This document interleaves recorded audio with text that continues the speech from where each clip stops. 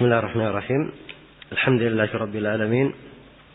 Wal 'aqibatu lil muttaqin wala 'udwana illa 'alal zalimin. Asyhadu an la ilaha illallah wahdahu la syarika lah. Syahadatan arju biha an-najata yaumiddin.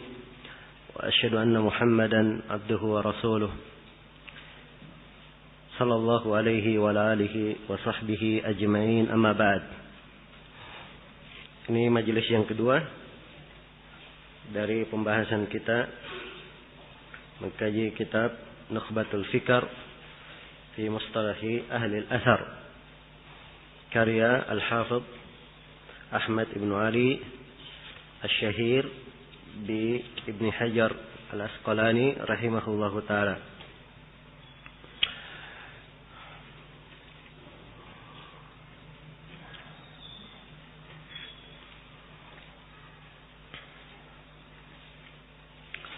Baik, kita masih di dalam menguraikan pendahuluan seputar judul dari kitab ini,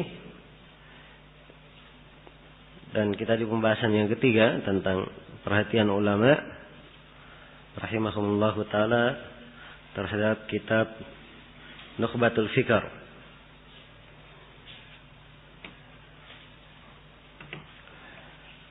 Nah, kitab Nukhbatul Fikr ini walaupun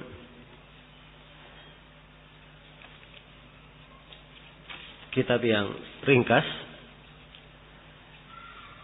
dan sebagaimana di panduan antum hanya beberapa halaman saja kalau dikumpulkan teks bahasa Arabnya, namun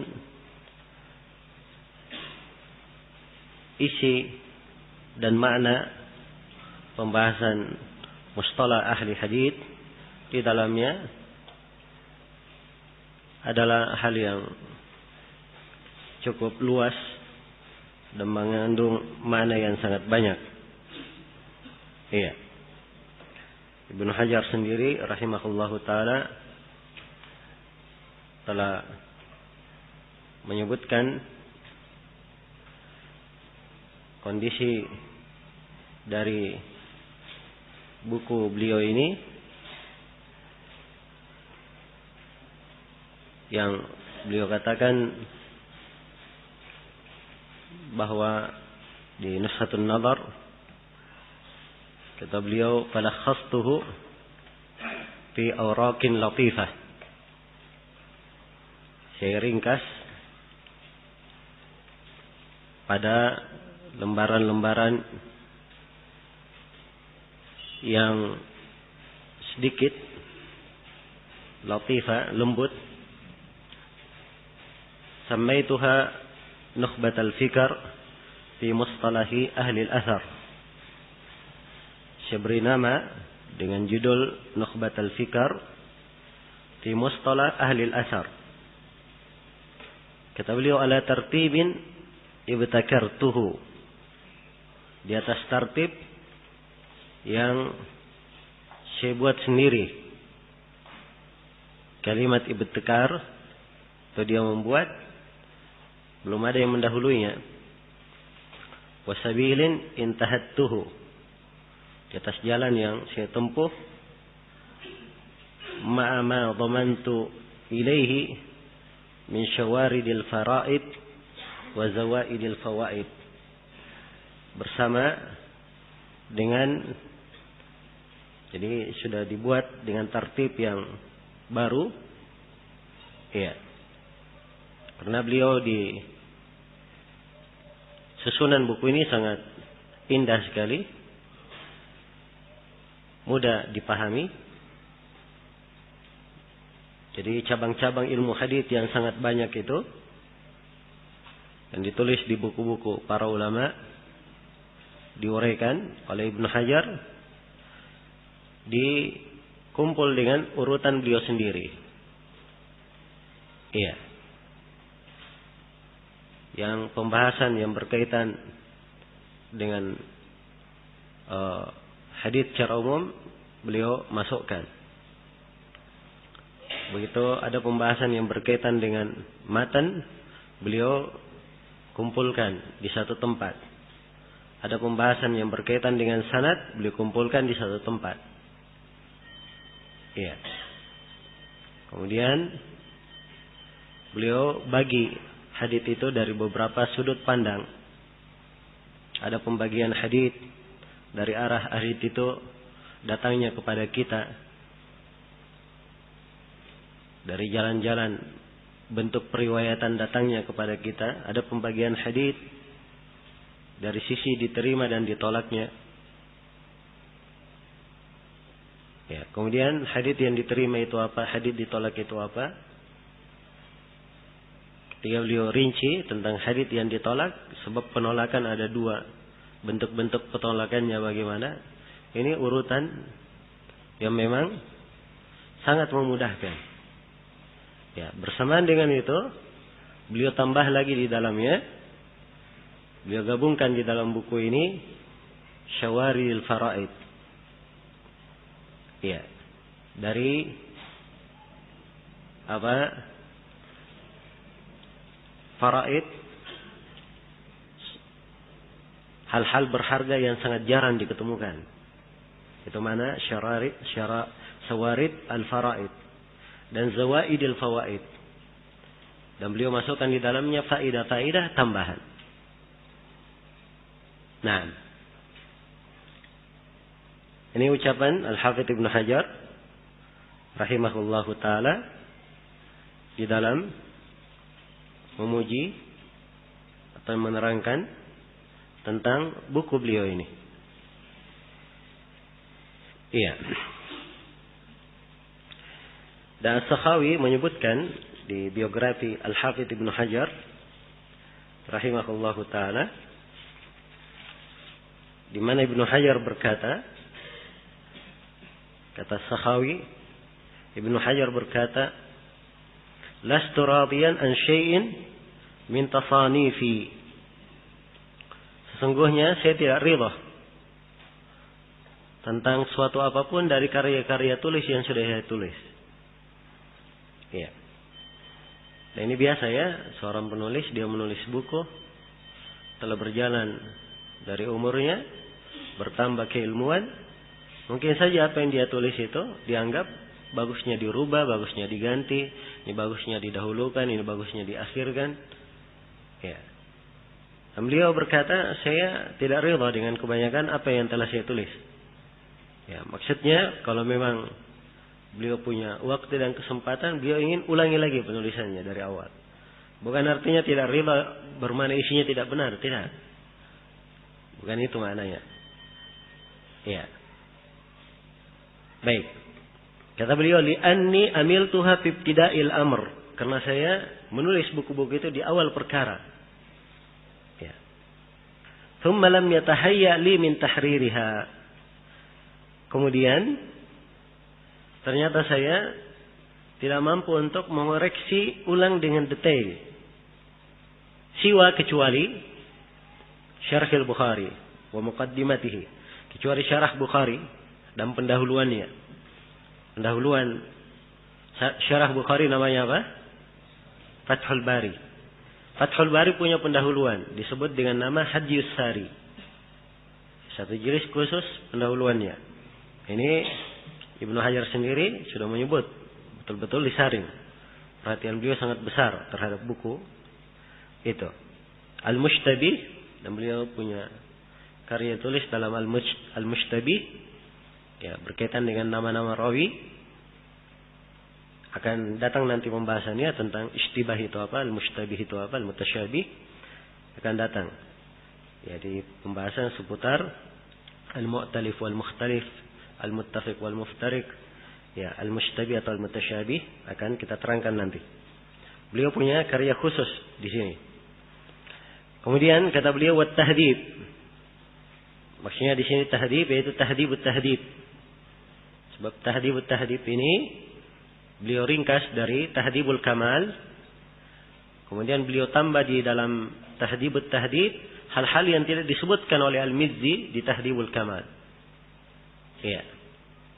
Walisanil Mizan. Demikian pula Lisanul Mizan, ya beliau sebutkan apa yang disebutkan oleh Adz-Dzahabi dan beliau tambah dari apa yang tidak disebutkan oleh Adz-Dzahabi di Mizanul I'tidal. Ini tentang buku rawi ya.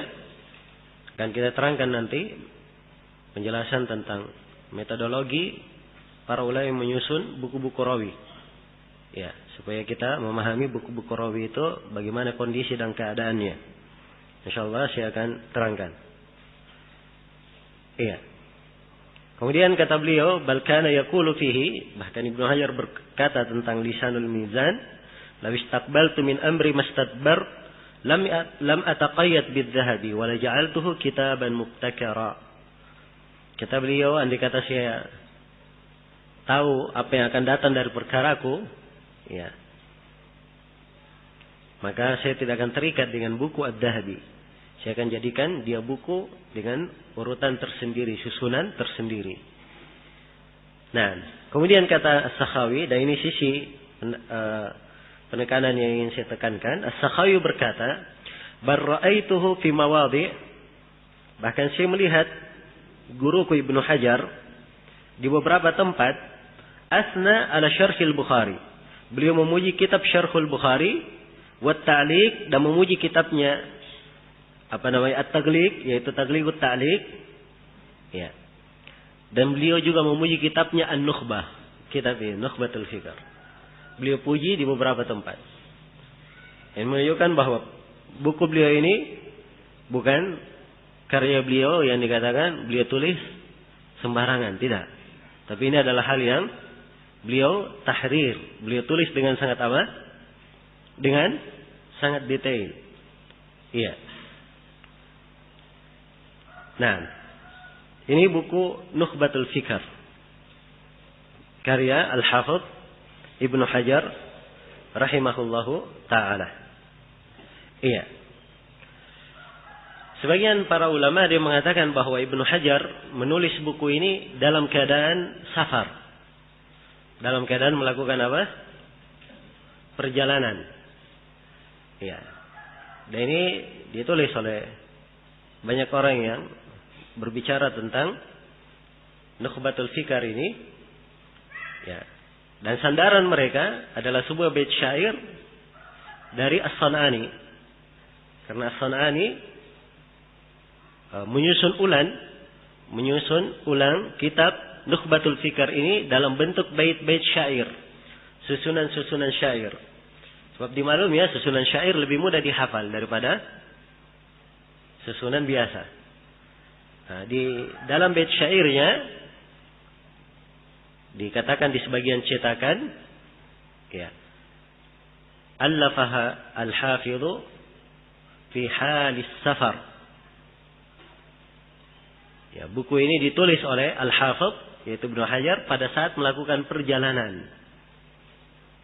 Nah, jadi sebagian orang menganggap bahwa ini ditulis oleh Ibnu Hajar dalam keadaan safar, menurut keterangan As-San'ani. Ya. Namun keterangan As-San'ani ini, ya, ada riwayat lain, ada cetakan lain di buku As-San'ani juga. Bukan seperti itu bunyinya, tapi bunyinya allafahal hafidhu thaqibun nazar. Ya. Dia ditulis oleh Al-Hafidz Ibnu Hajar yang sangat tajam pandangannya. Ya. Nah, ini lebih dekat. Karena As-Sakhawi menyebutkan di sebagian buku beliau bahwa Nukhbatul Fikr ini ditulis oleh Ibnu Hajar dan beliau mukim di Mesir pada tahun 812 Hijriah. Dan disebutkan tahun penulisannya. Tahun berapa? 812 Hijriah. Maka ini mendekatkan pendapat bahwa ini ditulis oleh Ibnu Hajar di keadaan biasa, bukan dalam keadaan melakukan perjalanan. Bukan dalam keadaan melakukan perjalanan. Baik. Jadi secara umum buku ini, Nukhbatul Fikr ini, menjadi perhatian para ulama yang datang setelahnya. Menjadi perhatian para ulama yang datang setelah Al-Hafidz Ibnu Hajar rahimahullahu ta'ala. Ya, betapa banyak orang yang mensyarah buku beliau ini yang menjelaskan maknanya. Ya, membuat tulisan yang meluaskan makna dari ringkasan yang beliau tulis. Ya. Jelas ya? Kemudian Ibnu Hajar sendiri mensyarah ringkasan beliau ini, beliau syarah dalam sebuah buku diberi judul Nuzhatun Nazar. Beliau syarah. Diberi judul dengan apa? Nuzhatun Nazar. Syarah beliau ini disyarah lagi oleh banyak ulama. Ya. Jadi beliau punya Nukhbatul Fikar, ini matan yang kita pelajari sekarang ini. Dan beliau Ibnu Hajar sendiri mensyarahnya, diberi judul apa? Nuzhatun Nazar. Nuzha an-Nazar. Itu syarah Al-Hafidh Ibnu Hajar. Syarah beliau ini disyarah lagi oleh para ulama yang datang setelahnya. Karena luasnya kandungan dari syarah beliau. Ya. Nukhbatul Fikar yang sudah ringkas, ada juga dari para ulama yang meringkasnya. Diringkas lagi. Ya. Kemudian ringkasan yang diringkas itu disyarah lagi. Disyarah lagi. Ya, dan Nukhbatul Fikar ini ada yang menyusunnya dalam bentuk bait-bait syair. Kemudian syair-syair itu disyarah juga oleh para ulama yang menulisnya. Jadi demikian keadaan buku beliau ini menjadi perhatian yang sangat besar di kalangan para ulama rahimahumullahu ta'ala. Iya. Jadi secara umum sangat banyak sekali dari para ulama yang mensyarah buku ini. Ya, mungkin saya sebutkan di antara yang mensyarah Nukhbatul Fikar Ibnu Hajar sendiri dalam Nuzhatun Nazar. Dan di antaranya juga adalah murid beliau atau orang semasa dengan beliau Kamaluddin Asy-Syamunni atau Kamaluddin Asy-Syamunni. Ya, dan beliau ini Al-Hafidh Asy-Syamunni, beliau mensyarah Nukhbatul Fikar sebelum Ibnu Hajar mensyarahnya. Jadi Ibnu Hajar belum mensyarah bukunya, sudah disyarah dahulu oleh orang lain. Ya. Nah. Kemudian ada Nuzhatun Nazar disyarah oleh banyak ulama, di antara syarah yang paling masyhur syarah Mulla Ali Qari yang dicetak, sudah berbagi cetakan. Demikian pula syarah Al-Manawi, ya, dicetak dalam beberapa tahun terakhir ini dengan judul Al-Yawaqit wad Durar. Iya. Kemudian ada yang memberikan catatan-catatan kaki seperti Ibnu Qutlubagha. Iya, dengan judul bukunya Al-Qaulul Mubtakar. Demikian pula Hasyiyah Al-Ajhuri. Ini saya sebutkan ya yang terkenalnya. Di antaranya juga Laqtut Durar. Laqtut Durar karya Al-Adawi. Baik. Ada yang meringkasnya. Di antara yang meringkasnya adalah Az-Zabidi. Bulghatul Arib judulnya. Iya. Ada beberapa orang yang lain yang meringkasnya. Yang menadhamnya diantaranya yang menyusunnya dalam bentuk bait syair adalah Asy-Syamunni. Iya. Juga Ahmad bin Ibrahim bin Nasrillah Al-Asqalani.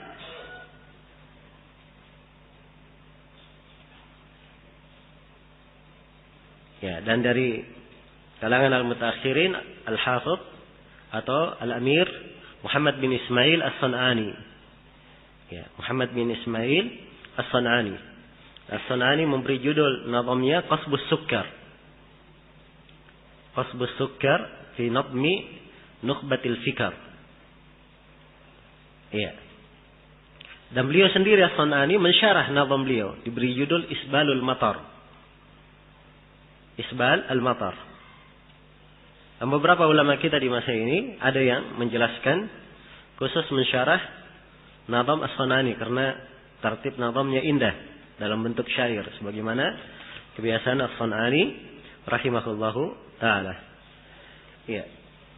Baik, saya kira ini beberapa hal yang berkaitan dengan pembahasan yang ketiga, perhatian ulama seputar kitab Nukhbatul Fikar. Ya, dan di masa ini, ya, buku ini seakan-akan menjadi jenjang yang harus dilalui oleh seorang yang ingin mempelajari ilmu mustalah. Bagi siapa yang ingin mempelajari ilmu mustalah, karena kandungan pembahasan yang disebut oleh Al-Hafidh, ya, pembahasan yang meluas.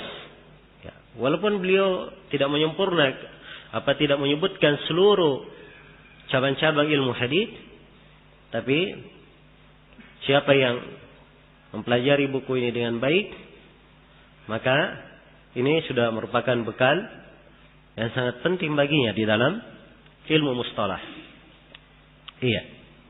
Karena itu insyaallah taala pada kesempatan ini kita akan mengkaji kandungan dari Nukhbatul Fikar, dan saya di beberapa tempat di dalam menjelaskannya saya akan baca sedikit dari uraian Ibnu Hajar di Nuzhatun Nadhar di sebagian tempat. Ya, walaupun pembahasan kita pokok dan dasarnya adalah pada Nukhbatul Fikar. Nukhbat al-Fikar. Baik, matan yang antum miliki itu matan yang sudah kita cocokkan dengan cetakan matan yang dikoreksi oleh guru kami Syekh Abdul Karim Al-Khudair hafizahullahu taala. Nah, Syekh Abdul Karim Al-Khudair termasuk ahli hadis di masa ini, hingga suatu hari Syekhuna Syekh Abdul Muhsin Al-Abbad pernah ditanya, ya, tentang kepada siapa kami mengambil ilmu hadis. Ya, maka beliau sebut Syekh Abdul Karim Al-Khudair. Beliau ini bermukim di Riyadh hafizahullahu taala, dan sekarang beliau adalah anggota Hayat Kibar Ulama dan juga anggota Lajnah Daimah lil Ifta. Iya. Beliau menyebutkan matan di buku beliau Mensyarah Nukhbatul Fikar. Judul buku beliau Tahqiqur Raghbah fi Tawdihin Nukhbah. Jadi pendahuluannya beliau sebutkan matan dari buku ini beliau cocokkan dengan dua manuskrip. Beliau cocokkan dengan dua apa? Dua manuskrip.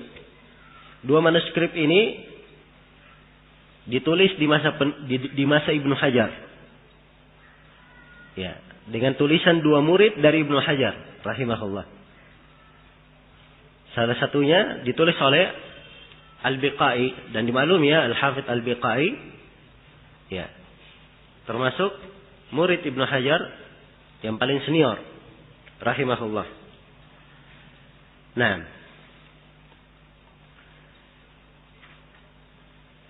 baik. Jadi dicocokkan dengan dua manuskrip oleh beliau, dan antum sendiri di buku ada manuskrip di belakang itu dari halaman 19 hingga 24. Itu kelihatannya manuskrip yang ketiga. Ya. Yang menyediakannya tidak disebut dari mana diambil makhtutatnya, tapi dia kalau bukan salah satu dari dua yang disebut di sini, mungkin yang ketiga. Nah, maka kalau ada kalimat-kalimat yang agak berbeda dengan cetakan yang lain, ya itu dimaklumi ya, karena ini apa yang telah kita tuliskan di sini ada hal-hal yang sudah dicocokkan. Ya, sudah dicocokkan dengan cetakan sesuai dengan manuskrip yang ditulis di masa Al-Hafidh Ibnu Hajar rahimahullahu taala. Baik. Kita akan masuk di dalam pembahasan berikutnya, pendahuluan Al-Hafidh Ibnu Hajar memulai buku ini. Ya, beliau memulai bukunya dengan Bismillahirrahmanirrahim. Yaitu penyebutan basmalahnya kita simpan di atas ya, sebab tulisan buku. Ya. Di cetakan yang mu'tamad di 2 manuskrip, dan juga antum bisa lihat di manuskrip antum di halaman 24 ditulis Bismillahirrahmanirrahim di atasnya. Ya, ada sebagian cetakan yang tidak ditulis bismillahnya. Ya, tapi ini penyebutan Bismillahirrahmanirrahim syah di dalam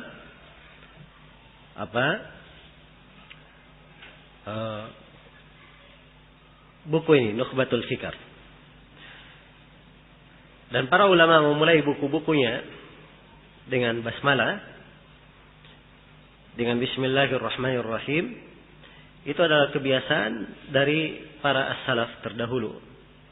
Mereka mengikuti Al-Quranul Karim dan mengikuti Rasulullah Sallallahu Alaihi Wasallam yang di dalam tulis menulisnya, surat menyuratnya, beliau memulai dengan apa?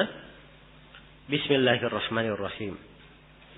Dan ini dilakukan oleh para ulama dari dahulu hingga hari ini. Iya. Dan memulai dengan basmalah, banyak keberkahan di dalamnya. Dikatakan oleh beliau rahimahullah,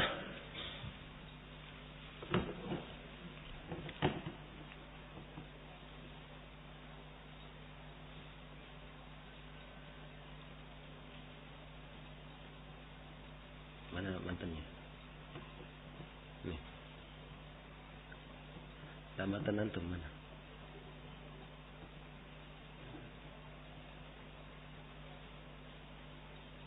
Oh, enggak ada. Baik.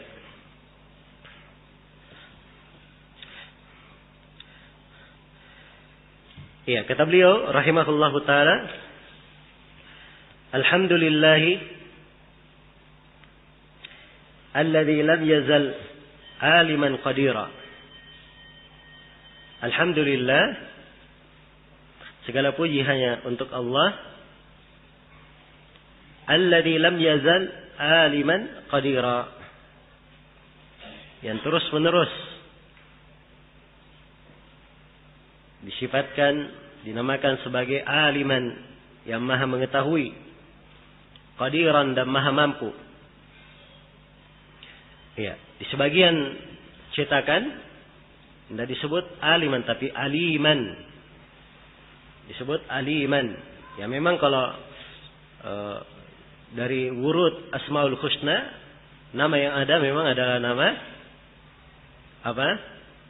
Al-Alim, mengandung siga mubalaghah di dalamnya. Kalau alim itu diidhafakan, alimul ghaibi wasyahada, penyandaran idhafah. Tapi yang disebut mutlak al-alim. Ya, tapi di 2 manuskrip dan cetakan yang mu'tamada untuk buku ini adalah aliman. Baik. Wa sallallahu ala sayyidina Muhammadin alladhi arsalahu ila an-nasi bashiran wa nadhira wa ala ali Muhammadin wa sahbihi wa sallama tasliman katsira, amma ba'd. Iya. Di dalam pendahuluan beliau ini,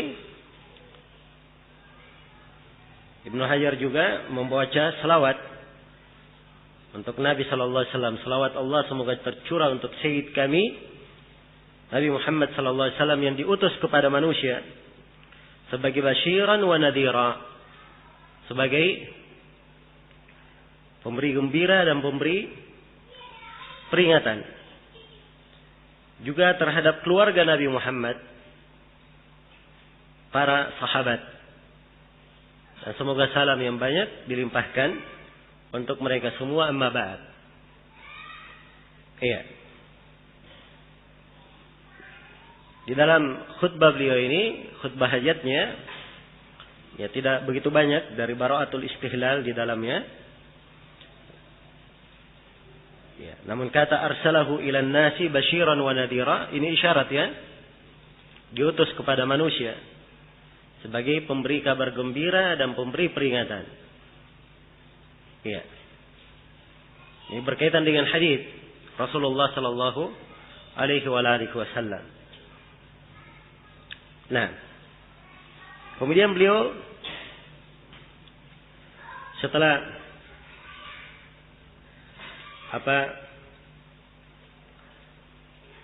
membawakan pendahuluan ini, iya. Dan saya tidak meluas ya menguraikan tentang isi khutbah beliau. Kalimat alhamdulillah, segala puji hanya untuk Allah, alladzi lam yazal aliman qadira. Wa sallallahu, ini bacaan salawat. Seorang selalu bersalawat untuk siapa? Nabi Muhammad sallallahu alaihi wasallam. Iya. Dan salawat Allah untuk beliau adalah pujian Allah Subhanahu wa taala, ya, untuknya di sisi para malaikat, dan doa para malaikat terhadap beliau, untuk beliau kepada Allah Subhanahu wa taala. Ya, ala sayyidina, kepada sayyid kami, kata as-sayyid itu khusus untuk Allah. Boleh digunakan untuk makhluk, tetapi disandarkan, harus ada idhafah. Seperti Ibnu Hajar di sini mensandarkan sayyid kepada dhamirna kami, kepada sayyid kami. Nah, itu boleh. Tapi kalau disebut mutlak, as-sayyid huwa Allah, sayyid itu adalah Allah. Kepada Nabi Muhammad alladzi arsalahu, yang diutus oleh Allah, ilan nasi basyiran wa nadhira, sebagai pemberi kabar gembira dan pemberi peringatan. Iya. Wa ala ali Muhammad, dan kepada keluarga Nabi Muhammad. Al Nabi Muhammad, keluarga Nabi Muhammad. Ya, ada beberapa penafsiran di kalangan para ulama. Ada yang mengatakan ali Muhammad itu adalah keluarga Nabi Muhammad yang haram baginya untuk makan sedekah. Dan yang mengatakan alu Muhammad itu artinya istri-istri Nabi Muhammad dan keturunannya secara khusus. Ya. Jadi yang pertama yang mengatakan alu Muhammad artinya semua dari ahlul bait yang diharamkan atasnya sedekah. Pendapat yang kedua khusus untuk istri Nabi dan keturunan Nabi Muhammad. Iya. Kemudian yang ketiga, yang dimaksud dengan al adalah pengikut Nabi Muhammad hingga hari kiamat. Dan yang keempat, ada yang mengatakan alu Muhammad adalah orang-orang yang bertakwa di kalangan umatnya. Amma ba'du, ya, amma ba'du ini adalah faslul khitab, ya, dibawakan untuk memisahkan sebuah pembicaraan guna berpindah kepada pembicaraan yang lain. Ya. Setelah pendahuluan ingin masuk ke dalam tema pembahasan, bawakan kalimat amma ba'd untuk masuk ke dalamnya. Kata Ibnu Hajar rahimahullah, ya. Fa inna at-tasanifa fi istilah ahli al-hadith qad kathurat wa busitat wa ikhtusirat. Sesungguhnya karya-karya tulis tasanif fi istilah ahli hadits, dalam mustalah, dalam istilah ahli hadits, qad kathurat, sudah menjadi banyak. Wa busitat, dan sudah ditulis dengan meluas. Wa ikhtusirat, serta telah diringkas. Fasa'alani ba'dul ikhwan, maka sebagian dari ikhwan, sebagian dari kawan-kawan, maksudnya di sini murid-murid beliau, meminta kepada beliau. Kata Ibnu Hajar, meminta kepadaku an ulakhisa lahumul muhimma min dalik, supaya aku menulis yang terpenting dari ilmu mustalah itu. Fa ajabtuhu ila su'alihi raja'al indiraji fi tilkal masalik. Maka saya pun menjawab permintaannya dengan harapan ia bisa meningkat naik ke jenjang-jenjang tersebut. Iya. Ini pendahuluan Ibnu Hajar rahimahullahu taala, terdapat di dalamnya 4 pembahasan. Iya. Yang pertama penjelasan tentang pendahuluan. Ini sudah kita terangkan tadi ya, tentang khutbah hajat beliau. Atau yang pertama penjelasan tentang khutbah hajat. Itu salah tulis ya, penjelasan tentang buku. Penjelasan tentang buku sudah ada di atas. Harusnya ditulis itu penjelasan tentang khutbah hajat beliau. Baik, yang kedua, karya para ulama seputar ilmu mustalah. Ibnu Hajar menyebutkan di awal, naulan amma ba'd fa inna at-tasanif, sungguhnya tulisan-tulisan fi istilah ahli hadis, dalam istilah para ulama ahli hadis, qad kathurat, sudah sangat banyak. Wa busitat, ada yang ditulis meluas. Wa ikhtusirat, ada yang diringkas. Iya, diringkas. Sini beliau terangkan secara umum bahwa ilmu mustalah itu adalah hal yang ditulis oleh para ulama. Ada buku-buku khusus yang menulisnya. Ya. Dan beliau di Nushatun Nadhar, beliau terangkan siapa yang paling pertama menulis buku mustalah. Ya. Beliau sebutkan yang pertama kali menulis dengan bahasa famin awwali, dari yang paling awal. Ya. Min itu maksudnya paling, dari yang paling. Ya, kalau ada minnya, ini berarti mungkin dia yang paling pertama, mungkin dia di antara yang paling pertama. Ya beda ya antara yang paling pertama dan kalimat di antara yang paling pertama. Ya, kalau di antara 5 orang semuanya pertama, ya salah satunya dia, maka dikatakan di antara yang paling pertama. Tapi kalau dia secara mutlak yang paling pertama, maka dia dikatakan apa? Yang paling pertama. Ya, begitu. Dan Ibnu Hajar di dalam sebagian bukunya, di sebagian buku beliau yang memuat biografi rawi-rawi di masa beliau, itu dalam bukunya Al-Mu'jamul Fihris, beliau memberikan biografi rawi dan beliau terangkan bahwa yang pertama kali menulis dalam ilmu mustalah secara khusus itu adalah Al-Qadhi Abu Muhammad Ar-Rama Hurmuzi. Iya. Ar-Rama Hurmuzi. Dalam kitabnya Al-Muhaddits Al-Fasil, dan beliau katakan ala ghalibid dhann, menurut sangkaan yang paling besarnya. Dugaan yang paling kuatnya. Jadi beliau bahasakan ala apa? Ala ghalibid dhann. Dugaan terkuatnya. Jelas ya? Ya. Dan maksud yang menulis di sini, maksudnya yang pertama kali mengumpulkan ilmu mustalah dalam tulisan khusus. Dalam tulisan apa? Tulisan khusus. Adapun ilmu mustalah itu sendiri yang dipakai oleh para ulama, itu ada ya, dari masa dahulu. Ya. Dari masa dahulu. Bahkan tadi saya bacakan hadits-hadits.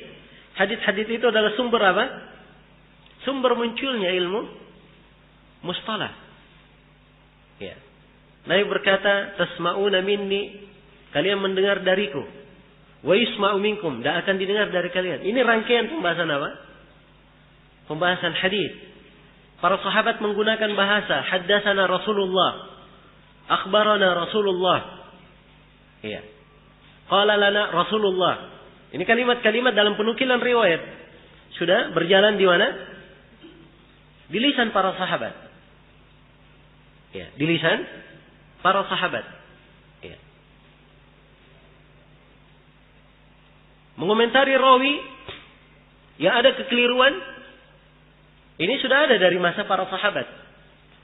Sebagaimana dalam riwayat Bukhari dan Muslim, ya, dari Sa'id bin Jubair, ada yang berkata kepada Ibnu Abbas, ya, bahwa Naufal al-Bakkali berkata, ya, Naufal al-Bakkali berkata, sesungguhnya Nabi Khidir yang disebut di dalam surah Al-Kahfi itu bukanlah Nabi Khidir apa? Bukanlah Nabi Khidirnya Nabi Musa. Ya. Maka Ibnu Abbas berkata, kadzaba aduwallah. Ya. Telah berdusta, telah salah musuh Allah itu.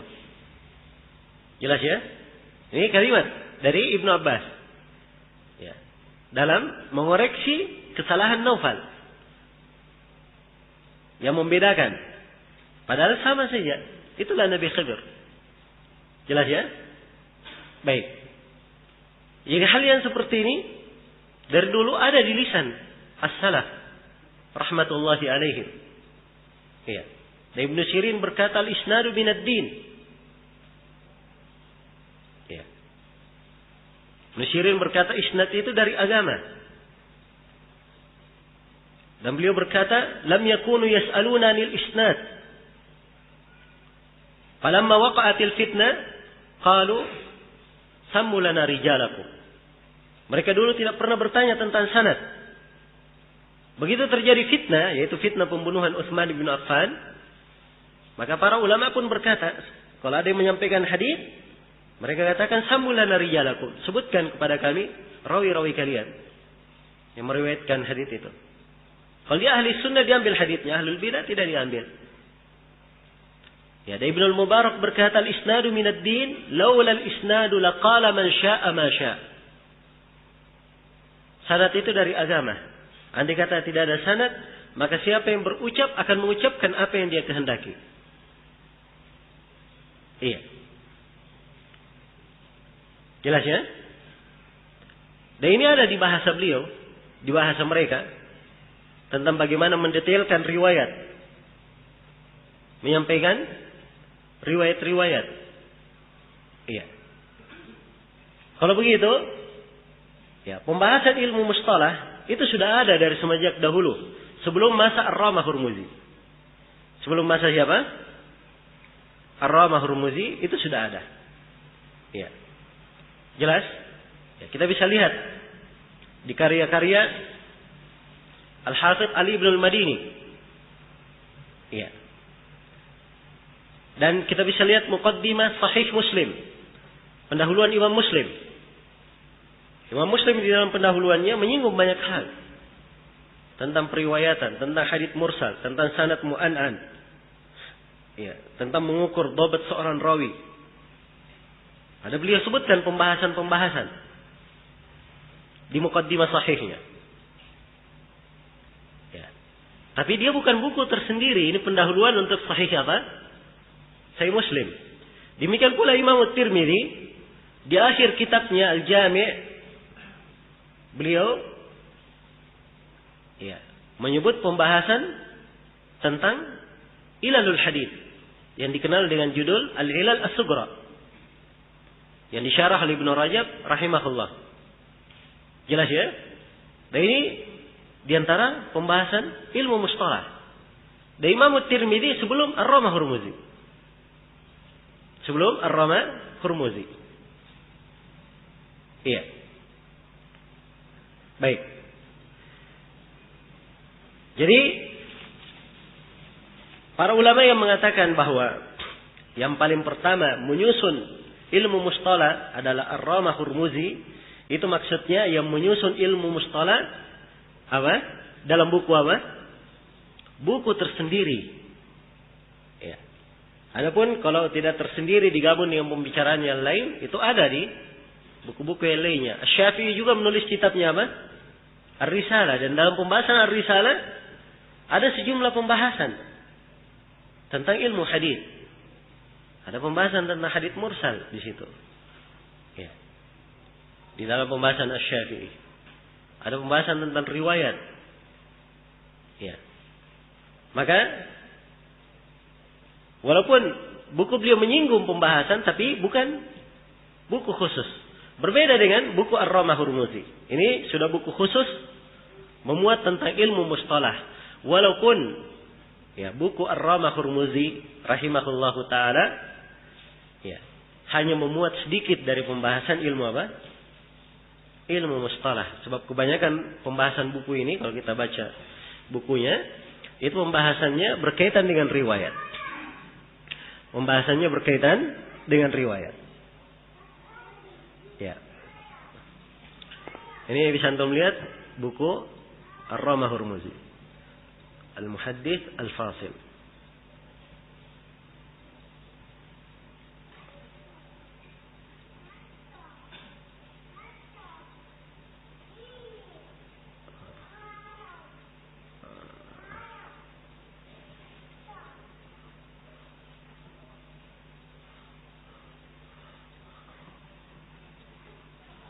Kalau dibuat full yang mana dipencet? Ya, ini awal bukunya ini ya. Lihat. Kelihatan? Ya. Ini lembaran pertama ya. Al-Muhaddits Al-Fasil Bain Ar-Rawi Wal-Wa'i. Ini nama penulisnya Al-Qadhi Al-Hasan bin Abdurrahman bin Khallad ya. Al-Hasan bin Abdurrahman bin Khallad Ar-Rama Hurmuzi. Ya. Baik.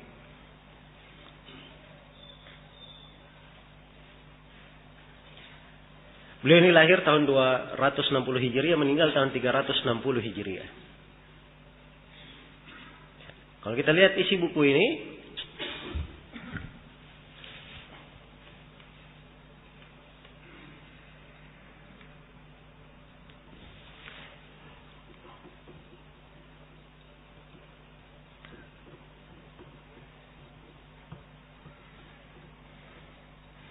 ya ini pembahasan isi buku. Ya.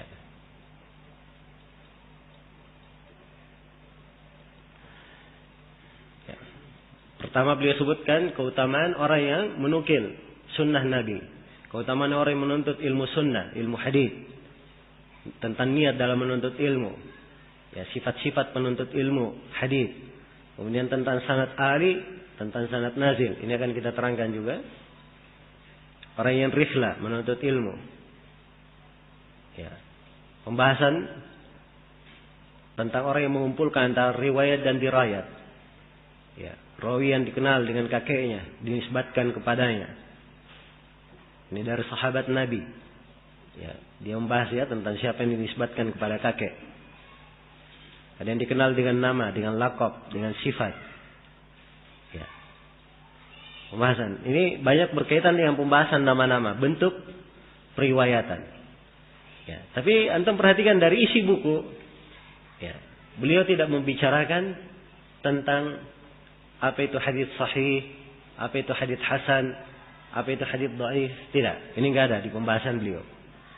Jadi kebanyakan pembahasan isinya apa? Isinya berkaitan dengan periwayatan, secara riwayat. Iya, kebanyakan pembahasannya. Baik. Ini kitab Al-Muhaddits Al-Fasil. Ibnu Hajar sendiri di sini di Nuzhatun Nadhar memberi komentar, lakinnahu lam yastau'ib. Tetapi dia belum sempurna, belum isti'ab. Iya. Belum isti'ab sempurna di dalam apa? Merangkum seluruh cabang-cabang ilmu. Iya. Dan ini diberi udzur untuk beliau, wajar, sebab Ar-Rama Hurmuzi termasuk orang yang paling pertama mengumpulkan apa? Buku khusus. Ya, dan biasanya kalau orang yang pertama, ya tentunya akan banyak peluang bagi orang yang datang setelahnya guna melengkapi. Dan ini biasa pada orang yang dikatakan awal kali menulis. Kemudian kata beliau, setelahnya Abu Abdillah Al-Hakim An-Naisaburi. Setelahnya. Ya, buku Al-Hakim ma'ruf ya, judulnya apa? Ma'rifatu Ulumul Hadits. Buku Al-Hakim judulnya apa? Ma'rifat Ulumul Hadits.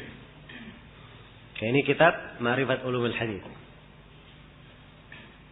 Ya, ini cetakan tempo dahulu. Ya. Kalau cetakan barunya ini. Nah. Baik. Sebenarnya kalau ingin dibandingkan antara buku Ar-Rama Hurmuzi dan buku Al-Hakim sangat jauh perbedaannya. Sebab di buku Al-Hakim ini itu tampak sekali pembahasan-pembahasan ilmu mustalah.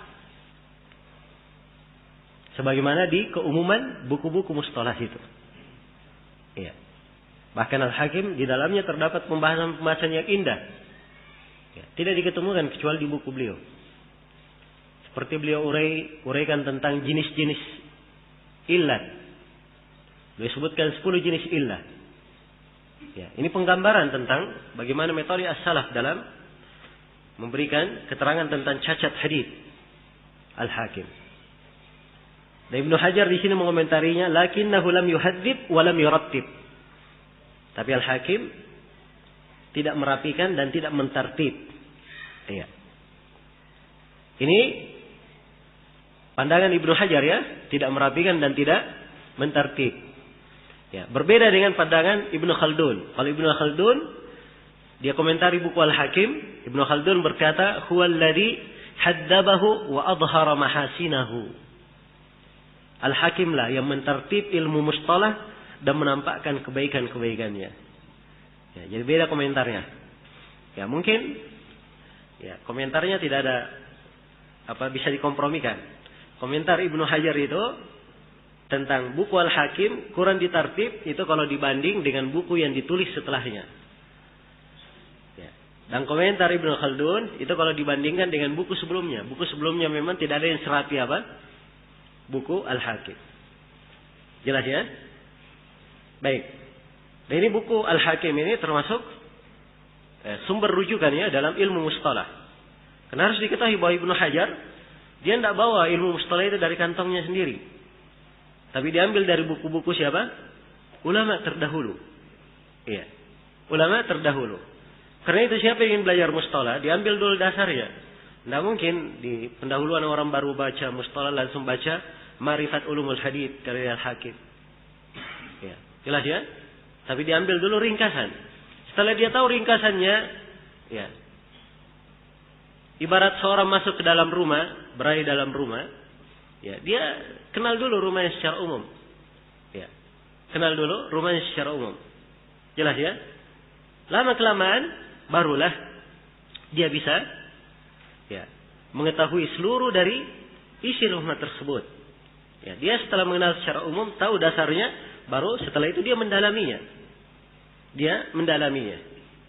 Baik. Kemudian setelah itu kata Ibnu Hajar, kemudian setelahnya datang Abu Nuaim Al-Asbahani menulis mustakhraj terhadap kitab Al-Hakim. Iya. Maksudnya buku Al-Hakim itu sendiri sama, tapi oleh Abu Nuaim buku ini ditulis dengan mengeluarkan sanad-sanad Abu Nuaim sendiri. Iya. Kemudian kata beliau, "Tsumma jaa'a ba'dahum Al-Khatib Abu Bakar Al-Baghdadi." Ya. Kemudian datang setelahnya Al-Khatib Abu Bakar Al-Baghdadi. Ini Al-Khatib Al-Baghdadi yang masyhur itu. Baik.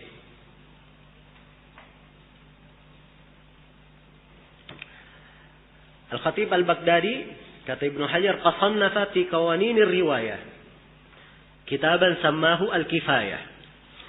Maka beliau pun menulis tentang aturan-aturan periwayatan sebuah kitab yang diberi judul dengan nama Al-Kifayah.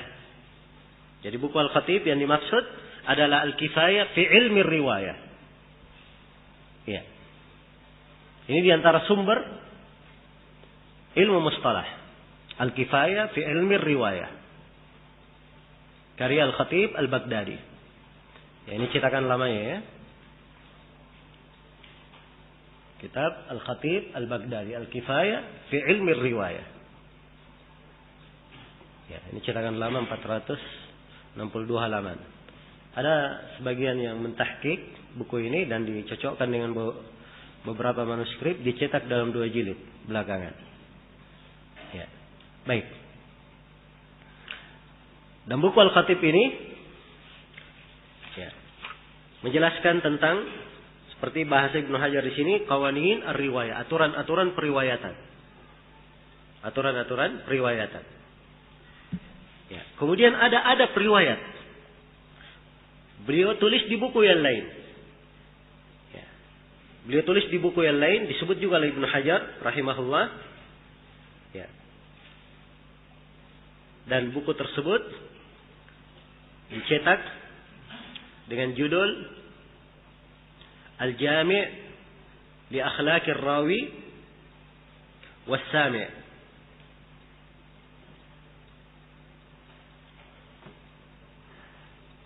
Ya.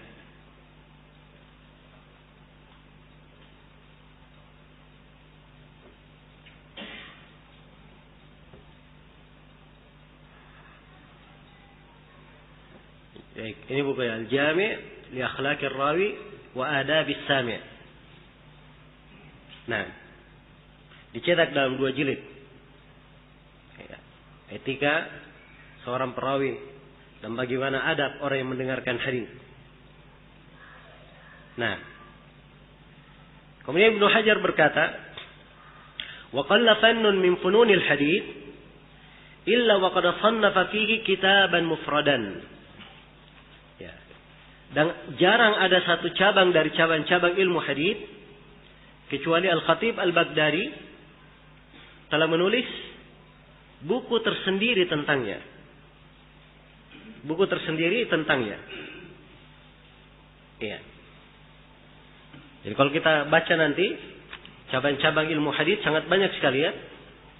Cabang-cabang ilmu hadis yang akan disebutkan oleh Ibnu Hajar rahimahullah. Dan kebanyakan cabang-cabang tersebut oleh Al-Khatib Al-Baghdadi ditulis buku tersendiri. Ditulis buku tersendiri. Ya. Karya Al-Khatib Al-Baghdadi sangat banyak. Yang tercetak saja yang sampai kita itu puluhan jumlahnya. Iya. Puluhan jumlahnya. Beliau punya buku khusus tentang hadits mudraj misalnya. Padahal mudraj salah satu pembahasan di ilmu apa? Ilmu mustalah. Tapi oleh Al-Khatib dibuat satu buku khusus. Ya. Beliau punya buku khusus tentang Al-Mazid fi Muttasilil Asanid. Ya. Beliau punya buku khusus tentang Al-Mu'talif wal Mukhtalif. Ya. Beliau punya buku khusus tentang Al-Muttafiq wal Muftarik dalam 3 jilid dicetak. Ya. Padahal pembahasan Al-Muttafiq wal Muftarik itu hanya disinggung ringkas di sini oleh Ibnu Hajar, beberapa kalimat saja.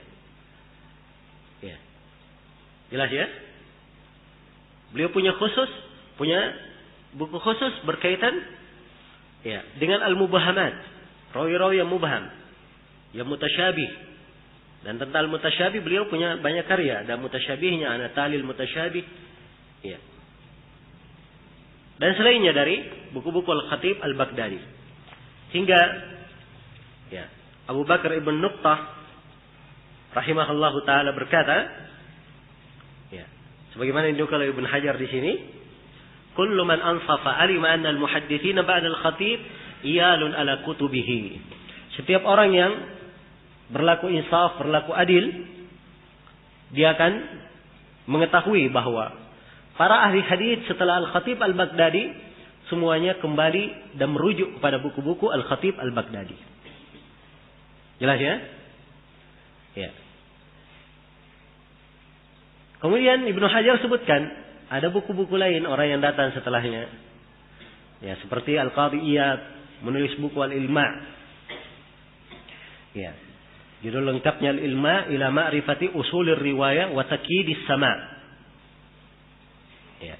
Ini sudah dicetak juga dalam 2 jilid. Ini kitab Al-Ilma karya Al-Qadhi Iyad. Kelihatan? Baik. Kurang nampak. Ya, ini Al-Ilma ila ma'rifati usulir riwayah wa takyidis sama'.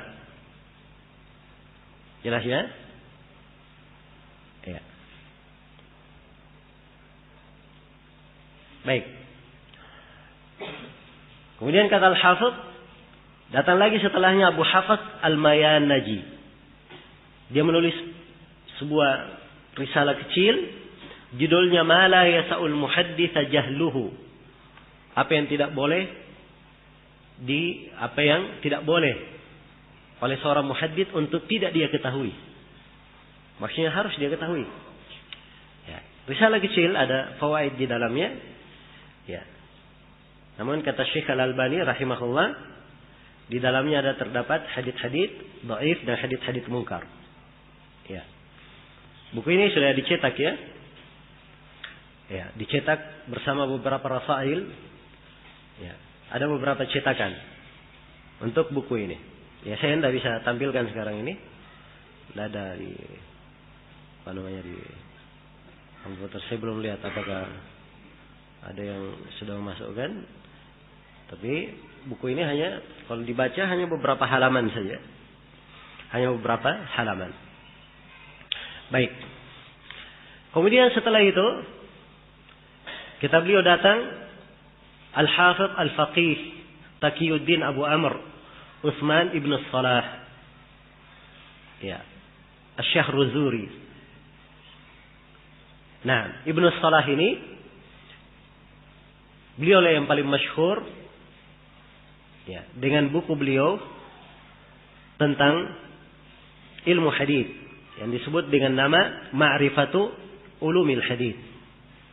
Ma'rifat Ulumil Hadits. Ya. Ibn Salah datang, beliau susun. Ya. Beliau susun ilmu hadits itu dari apa yang ditulis sebelumnya, secara khusus buku-buku Al-Khatib Al-Baghdadi beliau ringkas.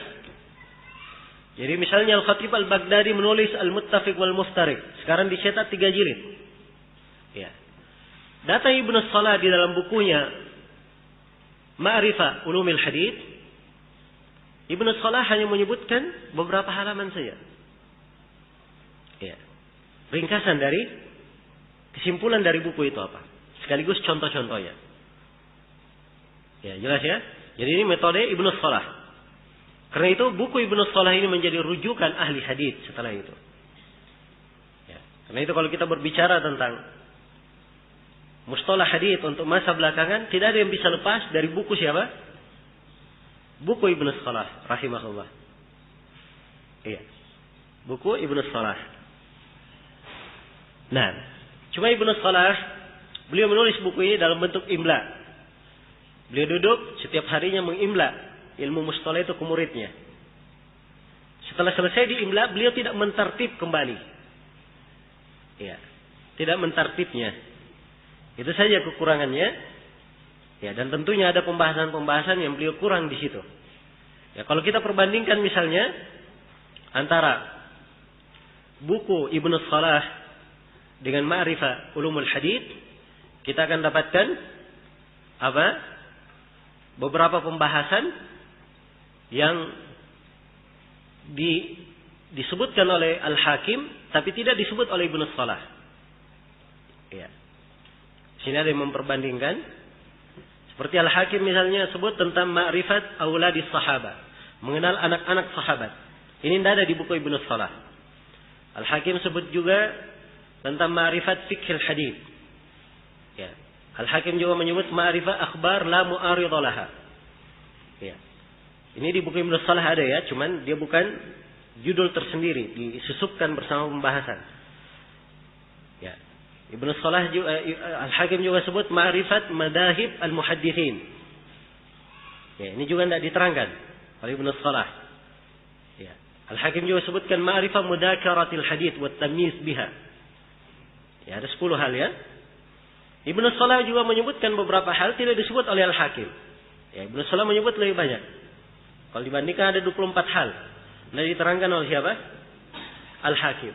Bukan maksudnya tidak diterangkan, tapi tidak diterangkan secara khusus. Ya. Seperti Al-Majid fi Muttasil Al-Asanid, ada diterangkan oleh Al-Hakim di pembahasan Ajnasul Illah, tentang jenis-jenis illah. Beliau beri contoh. Jelas ya? Maka di sini dari sisi urutan dan tertib, ya, Ibnu Salah rahimahullah itu lebih mendetailkan bentuk-bentuk dari ilmu mustalah hadits itu. Jelas ya? Karena itulah ilmu mustalah, ya, jumlahnya tidak banyak. Ya, jumlahnya tidak banyak.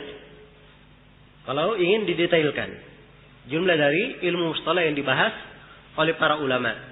Ya, sisa seorang penuntut ilmu dia mengambil ringkasan dari ilmu mustalah tersebut, ya, kemudian ia memperluas, ya, dengan membaca buku yang lebih luas darinya. Baik, sekarang kita membaca misalnya Nukhbatul Fikr. Ya, kalau ingin lebih berdalam, setelahnya baca Nushatun Nazar. Iya. Setelah itu ingin lebih luas, ya, boleh masih di tahap lebih ini dia membaca Al-Muqidha Syariah Adz-Dzahabi. Iya. Setelah itu dia membaca Ikhtisar Ulumil Hadits karya Ibnu Katsir. Setelah membaca Ikhtisar Ulumil Hadits, dia boleh berpindah. Dia membaca buku misalnya apa? Tadribur Rawi karya Suyuti. Walaupun Tadribur Rawi ini sebenarnya ya walaupun ringkasannya apa dia mensyarah Takrib An-Nawawi, tapi syarah Suyuti itu syarah yang panjang, yang meluas dalam sebagian hal. Ya. Setelah itu baca, kalau sudah ingin lebih mendalam lagi, baca asalnya, baca Ma'rifat Ulumul Hadits karya Ibnu Shalah, baca karya Al-Hakim, Al-Kifayah karya Al-Khatib Al-Baghdadi. Jelas ya? Ini urutan-urutan. Kemudian dalam ilmu mustalah itu sendiri, ini di pertemuan kita kali ini, saya hanya banyak menekankan pembahasan memperkenalkan istilah ahli hadis. Dan saya akan beri contoh-contoh insyaallah pada bentuk-bentuk dari mustalah yang disebutkan supaya lebih jelas. Ya. Namun ada buah dari ilmu mustalah. Buahnya apa? Cara mempelajari ilmu mustalah. Dia pandai membedakan antara riwayat yang sahih dan riwayat yang apa? Yang dhaif. Untuk sampai kepada buah ini, itu ada tahapan yang lain. Ada tahapan yang lain. Iya. Kita tidak bisa menguraikan dalam doro ringkas seperti ini. Seluruh tahapan tersebut. Nah, jelas ya? Maka ini sebagai pendahuluan, bagaimana seorang itu mengenal ilmu mustalah. Ya, dan contoh-contoh di dalamnya. Baik, dan nanti insyaallah taala di ilmu takhrij itu adalah pembahasan yang membuka wawasan. Sebab dengan ilmu takhrij dia tidak pusing untuk mencari hadis. Hadis apa saja ditanyakan kepadanya, insyaallah taala dia bisa berbicara tentang hadis itu. Ya, dari sumbernya kalau punya sumber, dan dia akan terangkan tidak ada hadisnya kalau memang tidak ada. Ya, jelas ya? Dan ini di pembahasan bagaimana dia mentakhrij hadis tersebut, memberikan sandaran kepada sumber aslinya. Baik. Jadi secara global, ya, kandungan atau penjelasan tentang karya para ulama tentang ilmu mustalah. Ya. Kemudian pembahasan yang ketiga, sebab penulisan buku. Ya, sebab penulisan buku ini disebut oleh Ibnu Hajar di sini. Nah, baik. Jadi sebelum saya berpindah kepada yang ketiga, saya tekankan kembali kalimat Ibnu Hajar, "Fa'innat tasanif." Sesungguhnya tasanif, tulisan-tulisan. Tasanif jamak dari tasnif. Ya. Sebuah karya tulis itu kadang disebut musannaf, kadang disebut muallaf. Iya. Dan ada yang membedakan antara kalimat tasnif dan kalimat ta'lif. Ada yang membedakan. Ya, tapi pembedaan-pembedaan ini saya kira tidak terlalu penting. Ya, kalau kita di Indonesia semuanya dikatakan karya. Ya, ditulis oleh. Begitu. Tapi mereka yang membedakan, ya. Ada yang mengatakan tasnif itu kalau tulisannya disertai dengan sanad. Itu tasnif namanya. Ya. Punya sumber utama. Kalau ta'lif, ya, dia bentuknya lain. Ada yang mengatakan tasnif itu asalnya dari dirinya. Kalau ta'lif tidak, dia satukan dari orang-orang. Dan ada pembedaan-pembedaan saya kira tidak terlalu penting untuk hal tersebut. Jadi ada tasanif dalam istilah ahli hadis. Kada kasurat, Ibnu Hajar sebut telah banyak. Sebab jumlahnya sangat banyak sekali. Ya, jumlahnya sangat banyak. Ada yang maksud, yang luas. Ada yang mukhtasar, ada yang diringkas. Ada yang diringkas, ikhtisar. Ya. Dan kalimat ringkasan, ya, kalau sesuatu dari perkara itu diringkas, ya. Ringkasan itu artinya ma qalla lafduhu wa kathura ma'nahu. Sedikit lafadznya dan banyak maknanya. Ya. Inilah yang ditulis oleh Ibnu Hajar di sini. Ini namanya mukhtasar, ringkasan. Sebab sedikit kalimat-kalimatnya tapi maknanya apa? Maknanya banyak. Ya. Kemudian pembahasan yang ketiga, sebab penulisan buku. Kata Ibnu Hajar, "Fasa'alani ba'dul ikhwan an ulakhkhisa lahumul muhimma min dzalik." Maka saya diminta oleh sebagian ikhwan, Saya diminta oleh sebagian ikhwan untuk mentalkhis, ya, meringkas yang terpenting darinya. Ya, jadi beliau menulis buku ini karena permintaan murid-muridnya. Ya. Untuk beliau menulis buku ringkasan berisi yang terpenting dari ilmu mustalah itu. Ya. Di sebagian buku ada yang menyebutkan bahwa yang memintanya ada Badruddin Ibnu Jama'ah, dan ada Az-Zarkashi dan selainnya. Ya. Yang meminta kepada Ibnu Hajar rahimahullah. Ya. Maka kata beliau, fa'ajabtuhu ila su'alihi. Maka saya pun menjawab permintaannya. Ya. Memenuhi harapannya. Raja'al indiraji fi tilkal masalik. Nah, ini maksud yang lain. Agar supaya diharapkan mereka bisa menempuh jenjang ini, menaiki jenjang tersebut. Ya, karena seorang yang ingin sampai kepada ilmu hadis, dia harus melewati jenjangnya. Ibarat orang yang mau naik rumah harus pakai apa? Pakai tangga. Ya, maka dibuatkan tangganya supaya bisa naik ke sana. Bisa naik ke sana. Baik, ini sebab penulisannya ya. Yang keempat, metodologi penulisan buku. Bagaimana metode Ibnu Hajar menulis buku ini? Beliau isyaratkan pada kalimat an ulakhisa lahumul muhimma min dzalik. Itu metode Ibnu Hajar dalam menulis. Saya akan mentalkhis. Jadi isi buku ini adalah apa? Talkhis. Itu yang pertama, ringkasan. Karena itu jangan berharap Ibnu Hajar akan membawakan contoh-contoh. Ya. Hadits sahih contohnya ini. Hadits hasan contohnya ini. Tidak ada. Ini ringkasan namanya. Jelas ya? Kemudian yang diringkas bukan seluruh bidang ilmu hadis. Tidak. Tapi beliau sebutkan al-muhimma, yang paling pentingnya saja. Yang paling pentingnya. Ya, dan ini tampak ya pada apa yang beliau terangkan, dan semuanya beliau rinci. Misalnya di pembahasan al-jarh wa ta'dil, beliau tidak merinci banyak tentang jarh wa ta'dil. Jelas ya? Padahal pembahasan ilmu jarh wa ta'dil ini tumpuannya ilmu mustalah. Ya. Seseorang tidak bisa memberi hukum pada hadis kalau dia tidak mengerti ilmu apa? Al-jarh wa ta'dil. Jelas ya? Baik. Maka ini beliau tidak terlalu rinci. Dan sebenarnya juga untuk pembahasan mustalah ilmu jarh wa ta'dil itu sebaiknya kita khususkan pembahasan tersendiri dalam doro yang lain. Ya. Enggak ada doro khusus. Kita bahas khusus tentang ilmu jarh wa ta'dil karena luas cabang-cabang dalam pembahasannya. Baik. Jadi metode penulisan beliau di sini yang pertama sifatnya ringkasan. Kemudian yang kedua, beliau tidak melingkup seluruh pembahasan ilmu mustalah, hanya mengambil apa? Yang terpenting saja. Yang terpenting saja di dalamnya. Karena itu jangan ada yang berkata, "Loh kok Ibnu Hajar tidak menyebutkan pembahasan ini. Ibnu Salah menyebutkan, Ibnu Hajar tidak sebut di Nukhbah." Karena beliau hanya memilih apa? Yang terpenting darinya. Bersamaan dengan itu, bentuk-bentuk dari ilmu mustalah yang beliau terangkan di sini itu sudah sangat luar biasa. Ya.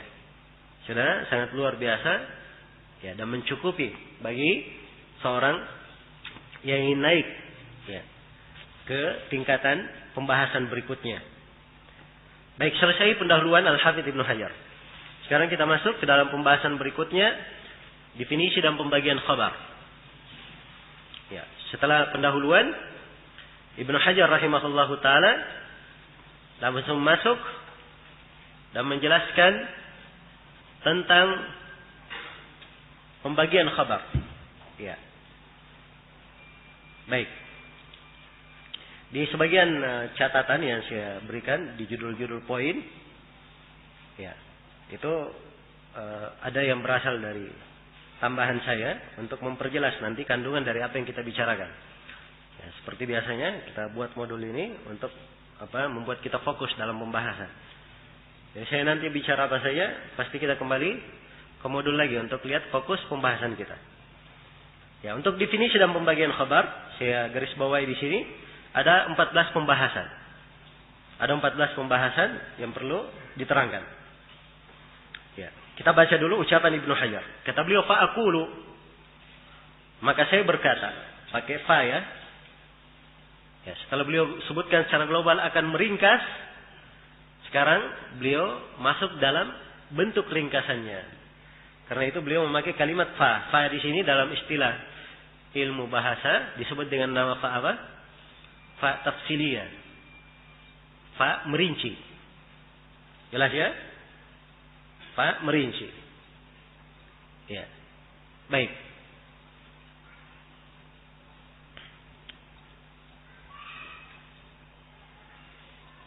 Jadi sebutkan dulu pembicaraan global, setelah itu masuk dalam rincian. Fa aqulu, maka saya berkata.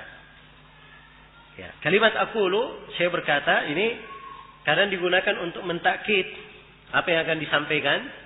Kemudian yang kedua, kadang dipakai oleh para ulama untuk membedakan antara ucapannya dan ucapan sebelumnya.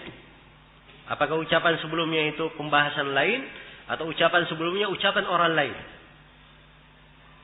Jelas ya? Ya, seperti misalnya Imam Al-Bukhari di beberapa pembahasan di sahihnya, beliau bawakan hadis. Begitu beliau akan memberi komentar, beliau terangkan, beliau kadang berkata qala Abu Abdillah, berkata Abu Abdillah. Supaya tahu bahwa ini bahasa dari siapa? Dari beliau. Dan ini kebanyakannya beliau pakai di buku beliau yang lain. Seperti di buku beliau Khalqi Af'alil Ibad.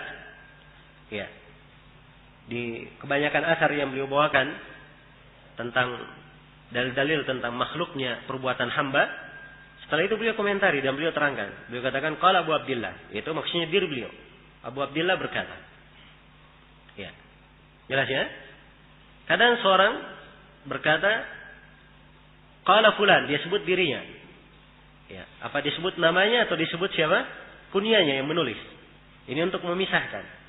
Kadang dia boleh berkata dengan menggunakan domir. Dia berkata aqulu atau dia berkata qultu. Ya, itu boleh ya. Tapi kalau kebanyakan buku-buku ulama terdahulu biasanya dia pakai kunyanya atau pakai namanya. Seperti Al-Baihaqi misalnya di Sunan Al-Kubra, sering sekali di situ. Setelah riwayat ditulis qala Abu Bakar. Maksudnya Abu Bakar Al-Baihaqi. Ya, dan sering temukan qala Ahmad, berkata Ahmad. Maksudnya dia itu Al-Baihaqi sebab namanya Ahmad bin Husain namanya. Iya. Jelas ya? Baik. Ini diantara pengenalan istilah-istilah para ulama di dalam penulisan. Maka Ibnu Hajar berkata, fa'aqulu, saya berkata, al-khabaru imma yakuna lahu turuqun bila adadin muayyan aw ma'a hasrin bima fawqa itsnaini aw bihima aw biwahid. Kata beliau al-khabar. Beliau mulai dari pembahasan al-khabar. Ya. Beliau mulai dari pembahasan al-khabar. Sebab seluruh pembahasan mustalah berkaitan dengan khabar. Berkaitan dengan apa? Berkaitan dengan khabar, seluruh pembahasan mustalah. Ya, karena itu beliau memulai dengan pembahasan al-khabar. Al-khabar lalu beliau rinci al-khabar itu. Al-khabar imma yakun lahu turuqun. Khabar itu ada kemungkinan dia punya jalan-jalan, jalur-jalur periwayatan yang banyak. Bila ada di muayyan, jumlahnya tidak bisa ditentukan. Bila ada di muayyan, yaitu dengan jumlah yang tidak ditentukan. Jadi maksudnya jumlahnya banyak. Tidak ditentukan. 10 kah, 20, 30, tidak ditentukan. Jumlahnya banyak. Au ma'a hasrin. Atau dia punya jalur tetapi terbatas. Berapa batasannya? Ada yang lebih fokus ini, lebih 2 jalur. Ada yang bihima, ada yang dengan 2 jalur saja. Ada yang biwahidin, ada yang terbatas pada 1 jalur saja. Ya, jadi semuanya ada berapa? Ada 4. Jelas ya? Jadi ada jalur periwayatan, tidak ada batasan tertentunya, dan 3 yang lainnya punya batasan. 3 yang punya batasan terbagi 3. Ada yang jalannya 3 lebih, dan ada yang 2, ada yang 1. Jadi semuanya ada berapa? Ada 4. Yang pertama apa namanya? Kata beliau, fal awwalu al mutawatir. Yang pertama disebut mutawatir. Al mufidu lil ilmi al yaqini bi syurutihi. Yang memberikan faedah ilmu yakini dengan syarat-syaratnya. Wasani al masyhur. Dan yang kedua disebut dengan nama istilah al masyhur. Ya. Wa huwa al mustafidu ala ra'yin. Dan dia disebut juga dengan nama al-mustafid menurut salah satu pendapat. Ini penamaan lain ya. Yang ketiga wasalitsu al-aziz. Ya. Walaysa syartan lis-sahih khilafan liman za'ama. Dan al-aziz bukanlah syarat kesahihan sebuah hadis. Ya, berbeda dengan siapa yang menyangka bahwa itu adalah syarat kesahihan. Ar-rabi al-gharib. Seluruh yang rabi yang keempat adalah gharib.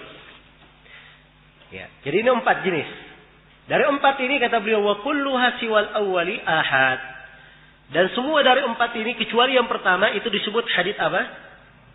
Hadits ahad. Ya. Jadi globalnya di sini beliau membagi khabar menjadi 2. Ada yang mutawatir dan ada yang apa? Ahad. Ini 2 istilah sudah ya. Istilah mutawatir dan istilah apa? Ahad. Dan hadits ahad terbagi 2. Ada hadits masyhur, ada hadits aziz, dan ada hadits apa? Gharib. Ya. Ini global kesimpulan dari ucapan Ibnu Hajar di sini. Ya, seperti saya sebut tadi, kita ada 14 pembahasan di dalam uraian Ibnu Hajar rahimahullahu taala. Baik.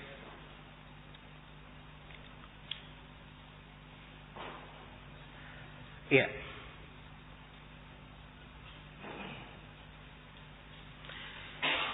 Kata beliau rahimahullah. Ya, pembahasan yang pertama kita akan bahas definisi khabar secara bahasa dan secara istilah. Nah. Iya.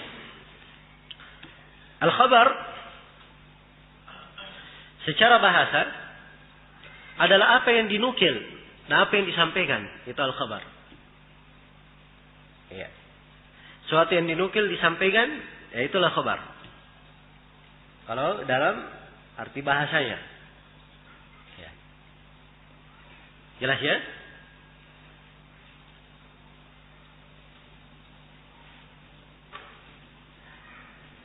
Nah. Dan dari sisi istilah al-khabar,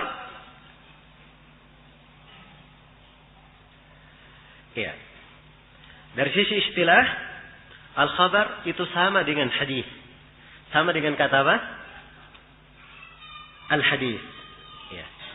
Karena itu Ibnu Hajar tidak membawakan kata al-hadis, tapi beliau bahasakan dengan bahasa apa? Dengan bahasa al-khabar. Ya. Jelas? Ya, sengaja beliau takbir dengan kata al-khabar sebab penggunaan kata al-khabar itu lebih luas. Lebih luas. Ya. Kalau penggunaan hadits kadang ada yang menyangka oh itu hadits yang bersambung dari Nabi saja. Nabi bersabda, itu hadits. Ya. Kalau Umar bin Khattab berkata, Ibnu Mas'ud berkata, oh itu bukan hadits. Jelas ya? Tapi kalau khabar masuk semuanya di dalamnya. Karena itu Ibnu Hajar memilih kata apa? Kata al-khabar. Kata al-khabar. Baik. Jadi sekali lagi, ya, al-khabar secara istilah definisinya sama dengan apa? Sama dengan al-hadis. Ya, sisa al-hadis itu apa? Ya, sekarang kita perjelas. Ya, karena memahami definisi al-hadis sama dengan definisi al-khabar. Ya, ada yang mengatakan bahwa al-hadis itu adalah apa yang datang dari Nabi sallallahu alaihi wasallam. Ya, ma udhifa ila Nabi sallallahu alaihi wasallam. Ya. Qaulan atau fi'lan atau takriran atau sifatan. Apa yang disandarkan kepada Nabi sallallahu alaihi wasallam? Apakah dalam bentuk ucapan atau dalam bentuk perbuatan atau bentuk takrir, penyetujuan, penetapan, atau dalam bentuk sifat, atau dalam bentuk sifat. Iya. Baik.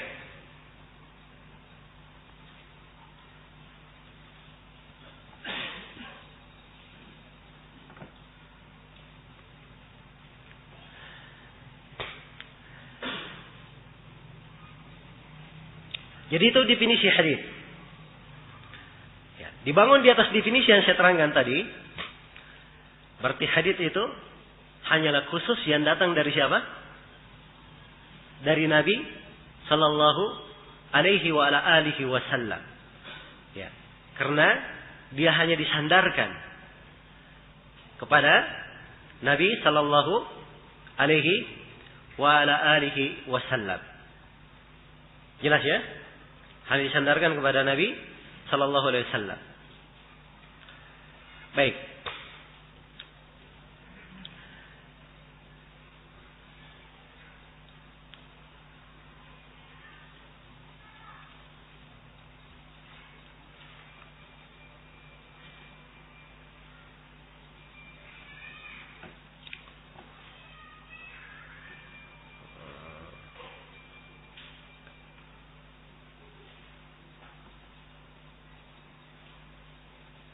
Ya. Ini perhatian pembagian khabar. Supaya lebih mudah saya terangkan. Ya. Lihat ya, al-khabar. Ya. Jadi al-khabar dia cakupannya lebih luas. Kadang disebut hadis, kadang disebut athar. Ya. Kadang disebut hadis, kadang disebut apa? Athar. Karena itu judul buku Ibnu Hajar Mustalah apa? Ahlil hadits, ahlil khabar, ahlil athar beliau sebut. Mustalah ahlil athar. Jelas ya? Ya. Dan apa yang ditulis di bagian di sini, ini kesimpulannya yang masyhur di kalangan mutaakhirin. Ya. Yang masyhur di kalangan ulama belakangan, ini kesimpulannya. Bahwa khabar itu kadang disebut hadits, kadang disebut apa? Athar. Dia mencakup seluruhnya khabar itu. Jadi mencakup hadits yang diucapkan oleh Nabi, apa yang diucapkan oleh sahabat, apa yang datang dari tabi'in juga. Ya. Tetapi di belakangan dibedakan antara hadits dan athar. Kalau hadits itu khusus yang bersambung sampai ke mana? Ke Nabi sallallahu alaihi wasallam, penyandarannya ke Nabi saja. Ya. Adapun athar itu kalau dia ucapan sahabat atau ucapan tabi'i, siapa tabi'i? Murid sahabat atau ucapan tabi'ut tabi'i di bawahnya lagi. Iya. Di bawahnya lagi. Jelas sampai sini? Baik. Hadits Rasulullah sallallahu alaihi wasallam yang bersambung kepada Nabi, itu definisinya ma udhifa ila Nabi sallallahu alaihi wasallam, apa yang disandarkan kepada Nabi sallallahu alaihi wasallam. Qaulan, apakah dalam bentuk ucapan, ya, atau fi'lan, atau dalam bentuk perbuatan, atau takriran, atau dalam bentuk penetapan, atau sifatan, atau itu adalah sifat dari Nabi sallallahu alaihi wasallam. Contoh ucapan, ya, Nabi sallallahu alaihi wasallam bersabda dalam hadits Abu Hurairah, riwayat Al-Bukhari dan Muslim, ala ta'manuni wa ana aminu man fis sama. Tidakkah kalian mempercayai saya? Padahal saya adalah kepercayaan Allah yang berada di atas langit. Ini ucapan Nabi. Jelas ya? Dan yang berasal dari ucapan Nabi itu sangat banyak. Ya. Ada yang disandarkan dari perbuatan beliau. Seperti beliau memperagakan cara berwudu. Ya. Nabi memperagakan cara berwudu misalnya. Atau Nabi sallallahu alaihi wasallam menunjuk ke langit. Perbuatan ya. Dan kadang dalam bentuk takrir. Bentuk takrir. Dia melihat sahabatnya melakukan sebagian perkara, beliau diamkan. Artinya beliau setuju. Kalau tidak setuju, beliau akan ingkari. Iya. Ya, seperti misalnya hadits tentang jariyah. Jariyah itu ditanya, Aina Allah? Si jariyah menjawab, Bis sama. Nabi kembali bertanya, mana ana, siapakah saya? Maka si jariyah berkata, engkau adalah Rasulullah. Kemudian Nabi berkata, Atik hafainah mu'minah. Bebaskan dia, sesungguhnya dia adalah seorang perempuan yang beriman. Nah, disinggung jawabannya, menunjukkan ketika diperintah untuk dibebaskan, menunjukkan bahwa jawabannya sudah apa? Sudah disetujui, dibenarkan oleh Nabi sallallahu alaihi wasallam. Dan dari sifat adalah pembawaan beliau, sifat beliau. Apakah dari akhlak beliau ataupun dari bentuk tubuh beliau? Ya. Dari akhlak beliau, ya. Beliau disebutkan akhlaknya yang sangat banyak. Ya. Berbagai akhlak beliau yang indah. Bahkan Al-Quran itu seluruhnya adalah akhlak beliau. Dan para ulama mengkhususkan buku di sini khusus untuk cakupan akhlak Nabi. Seperti buku Imam Tirmidzi, Syama'il Muhammadiyah. Dan seperti buku Abu Syekh Al-Asbahani, Akhlakun Nabi sallallahu alaihi wasallam. Jelas ya? Ini riwayat berkaitan dengan akhlak beliau. Dikatakan misalnya bahwa adalah Nabi, beliau sangat penyayang misalnya. Itu akhlak beliau. Dan karena disebut dari bentuk tubuh beliau adalah Nabi, beliau tidak tinggi, tidak pula pendek. Rambut beliau tidak terlalu lurus, tidak pula geriting. Ya, jelas ya? Ini semuanya disandarkan kepada Nabi, disebut sebagai apa? Disebut sebagai hadis. Iya. Asar itu kalau disandarkan kepada sahabat. Jadi kalau dikatakan Ibnu Mas'ud radhiyallahu taala anhu berkata, "Ma anta bimuhaddithin qauman la tablaghuhu uquluhum illa kana li ba'dihim fitnah." Tidaklah engkau bercerita kepada satu kaum sebuah sebuah hadis la tablaghuhu uquluhum, yang akal mereka tidak sampai kepada hadis itu, kecuali akan terjadi fitnah pada sebagian mereka. Ini ucapan siapa? Ibnu Mas'ud. Konteks ucapannya ini kita katakan itu asar dari siapa? Dari Ibnu Mas'ud. Tidak dikatakan apa? Tidak dikatakan hadis. Oh, ada hadis dari Ibnu Mas'ud. Ya, kalau dikatakan ada hadis dari Ibnu Mas'ud, itu mengesankan Ibnu Mas'ud meriwayatkan dari Nabi, kan begitu? Tapi kalau dikatakan ada asar dari Ibnu Mas'ud, nah ini orang langsung paham itu ucapannya siapa? Ucapan Ibnu Mas'ud. Yaitu istilah ya. Istilah. Dan ini yang masyhur di kalangan al-mutaakhirin. Bukan artinya tidak ada di kalangan terdahulu. Ada di kalangan terdahulu. Tapi para ulama terdahulu berbeda pendapat dalam penamaan.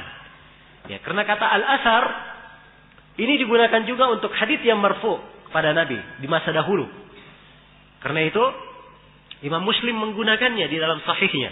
Di muqaddimah sahihnya beliau sebutkan di dalam asar yang masyhur. Kemudian beliau bawakan hadis, "Man haddatsa anni bi haditsin yara annahu kadhib, fa huwa ahadul kadhibain." Hadis marfu dari Nabi. Tapi beliau sebutkan dari asar yang masyhur. Disebut dengan kata apa? Kata asar. Dan Imam Tahawi menyebut bukunya dengan nama apa? Mushkilul Athar, Ma'anil Athar. Kalimat asar. Dan beliau terangkan bukan ucapan sahabat, ucapan Nabi. Dan Ibnu Jarir juga menulis buku judulnya Tahdibul Athar. Isinya juga hadis Nabi dan ucapan para sahabat. Jadi kalau begitu penggunaan kata asar di masa dahulu itu lebih luas. Berbeda dengan belakangan. Kalau belakangan asar itu fokusnya mengarah kemana? Ucapan selain Nabi. Asar. Jelas ya? Jadi fungsinya mempelajari istilah, kita memahami istilah dan penggunaan. Oh, jangan ada dua penggunaan. Ya. Ada yang mengatakan asar untuk sahabat saja dan di bawahnya. Dan ada yang mengatakan asar adalah untuk masuk juga hadis yang bersambung pada Nabi. Ya. Dan dari dua pendapat ini yang kuat adalah pendapat pertama. Ini tidak cocok dalam ilmu mustalah. Ya, tidak perlu kita menguatkan dari dua pendapat yang mana yang paling kuat. Ya. Sebab jangan memaksakan kehendak dalam istilah. Kita cukup tahu istilah yang digunakan oleh ulama itu apa. Ya, kalau mereka gunakan istilahnya kita bisa pahami, oh ini istilahnya begini. Imam Muslim pakai asar yang masyhur, oh kita paham bahwa ini diinginkan asar bermana apa? Bermana hadis. Jelas ya? Bermana hadis. Jelas ya? Kalau Al-Auza'i misalnya berkata alaika bi athari man salaf. Hendaknya kalian berpegang dengan asar as-salaf terdahulu. Nah, ini kita langsung paham yang diinginkan adalah ucapan para sahabat, para tabi yang berpegang dengan apa? Dengan sunnah. Ya, jadi kita memahami penggunaan dan istilah-istilah para ulama di dalam hal ini. Baik. Ini tentang pembahasan yang pertama, definisi khabar secara bahasa dan secara istilah. Nah, kemudian yang kedua, pembagian khabar ditinjau dari bentuk sampainya kepada kita. Iya. Baik, ini nanti ya kita terangkan insyaallah taala di sesi yang ketiga. Sudah dekat waktu maghrib, kita siap-siap dulu untuk sholat maghrib. Subhanakallahumma bihamdik, asyhadu an la ilaha illa anta, astaghfiruka wa atubu ilaik, walhamdulillahirabbil alamin.